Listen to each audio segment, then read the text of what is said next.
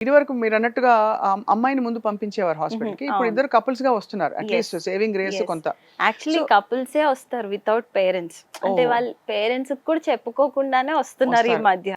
వచ్చినప్పుడు first approach మీరేంటి? వాళ్ళ ఏజ్ బ్రాకెట్ చూస్తారా? ఎలా మీ ప్రోటోకాల్స్ ఉంటాయి కదా! Hmm. What do you actually go through first so there? First వాళ్ళు రాంగానే we give them an atmosphere wherein they have to feel that వాళ్ళకి ఏమి పెద్ద రోగం లేదు.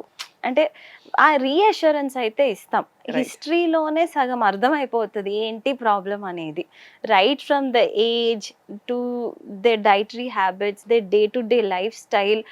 వాళ్ళ ఇప్పుడు సపోజ్ ఐ డివైడ్ దిస్. ఇప్పుడు ఫీమేల్‌లో అయితే ఫస్ట్ నేను చూసేది ఏజ్, వాళ్ళ మెన్స్ట్రుయల్ ప్యాటర్న్, వాళ్ళు ఎన్ని వీక్‌లో ఎన్ని డేస్ కలుస్తున్నారు, మంత్‌లో ఎన్ని డేస్ ట్రై చేస్తున్నారు.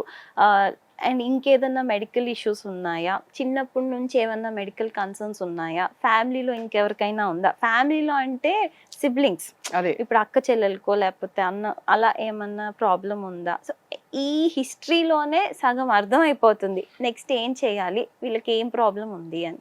మెన్‌కైతే ఐ గో లిటిల్ డీప్. ఎప్పుడు పడుకుంటారు?